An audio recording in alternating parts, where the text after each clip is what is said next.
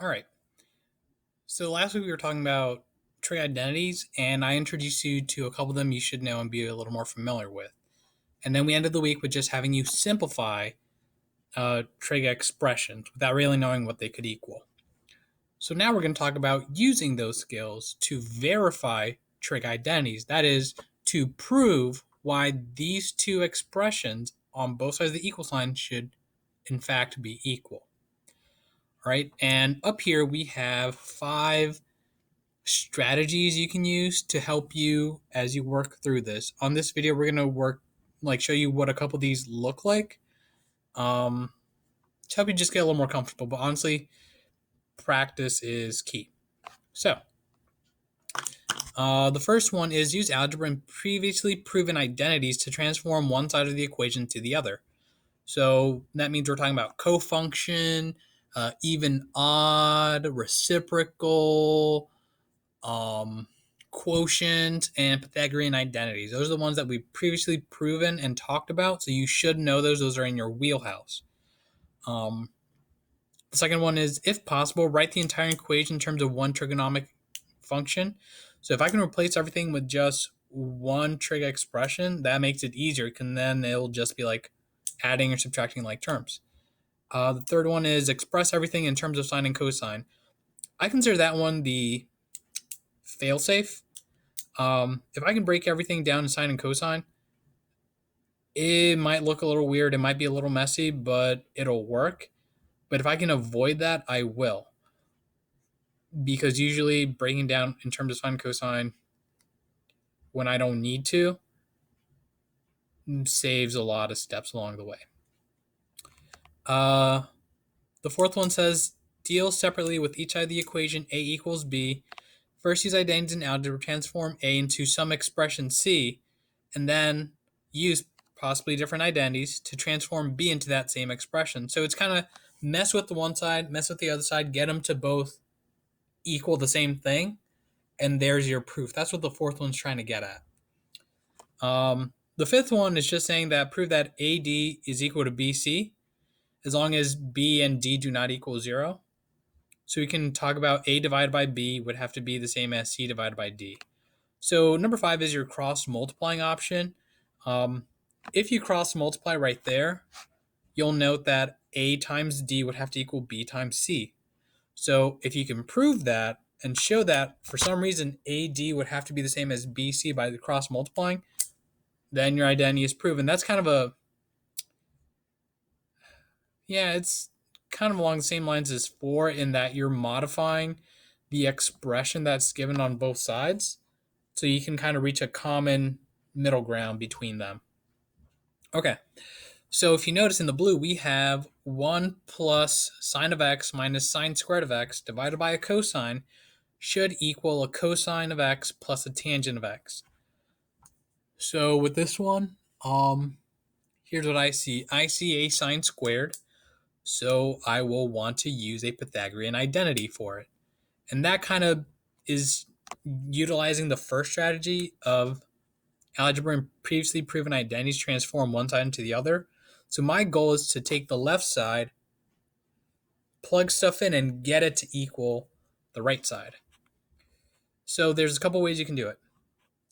You could replace the sine squared directly with 1 minus cosine squared, because that's your Pythagorean identity. And if you're not sure, go back to the warm-up from Thursday.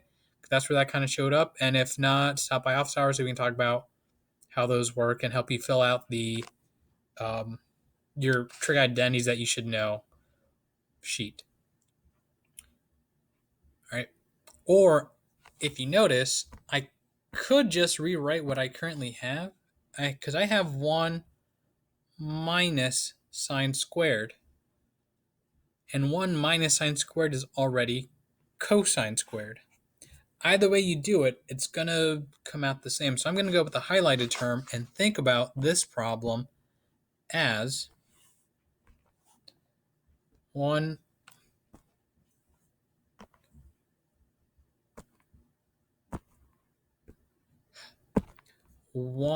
minus sine squared of x plus sine of x over cosine of x should equal cosine of x plus tangent of x.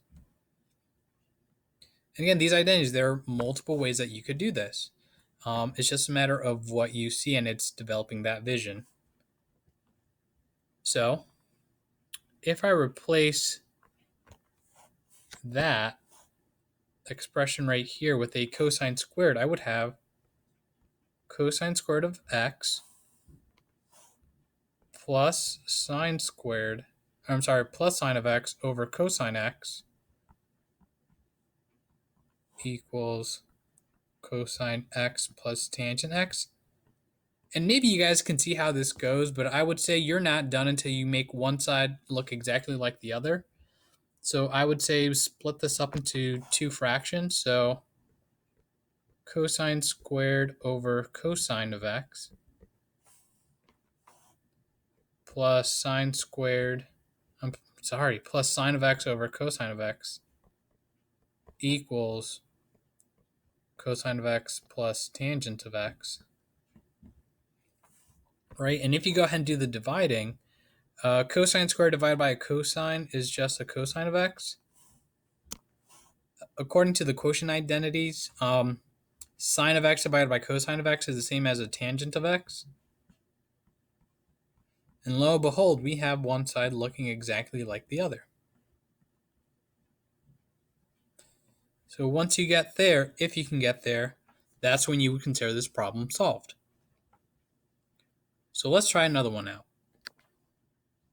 Okay, so now we're trying to work with cosecant plus a cotangent. That quantity gets multiplied by the quantity of 1 minus cosine of x, and somehow that's supposed to equal a sine of x. So, I can do this a couple of ways. This one, because I don't have any squareds, I'm definitely not looking at any Pythagorean identities, because if it's not squared, I can't use it. This one, I'm leaning towards making everything a sine and a cosine, because I know that cosecant is 1 over sine, and I can see that cotangent is cosine over sine. So if I view it that way, then it makes it a little easier for me to kind of mess with it. And notice, before I write everything out, I kind of make a plan of what I think should happen. And then I'm going to try it out. Hopefully it works. And if not, okay, then I'll double back and see where I went wrong. So cosecant is just 1 over sine.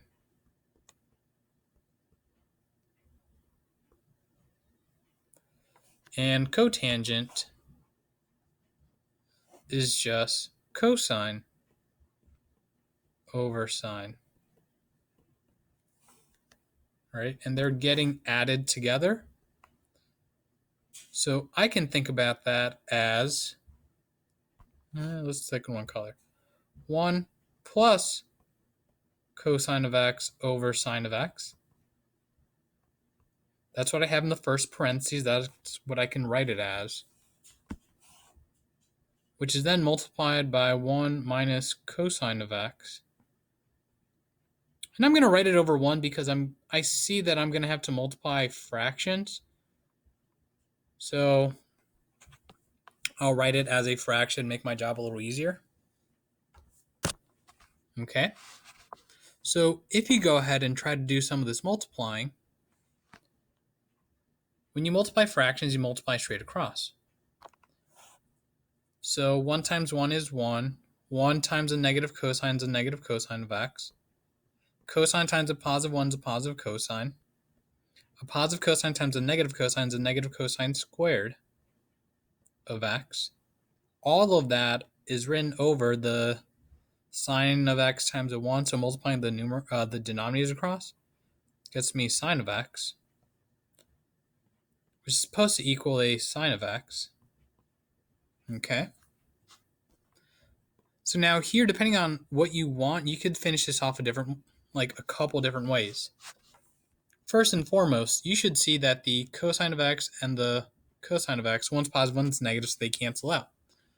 So you currently have 1 minus cosine squared of x over sine of x equals sine of x.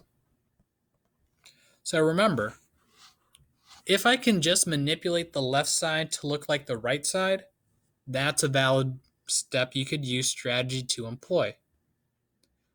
Or you can manipulate both sides to make them kind of look like each other. And I'll do both so you can kind of see what I mean. So if I'm just sticking to manipulating the left side, well, I know that 1 minus cosine squared can be written as a sine squared of x, which then gets divided by that sine of x in the denominator, which is equal to sine of x. So I can say that's done because I can easily make that jump right there and see how it goes. Or what you could have done is you could have multiplied both sides by sine of x instead. Rather than do the substitution in the numerator, multiply both sides by the denominator, so that way they would cancel out on the left side. You could say you have 1 minus cosine squared of x is equal to sine squared of x.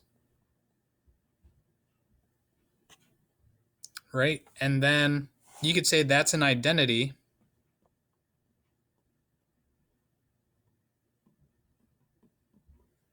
because as long as you reach a stage that you know is true, then you can consider your proof done. You know that 1 minus cosine squared is equal to sine squared. So that's your identity.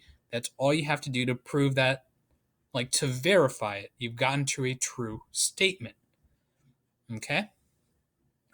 So that's it for this video. Remember to stop by office hours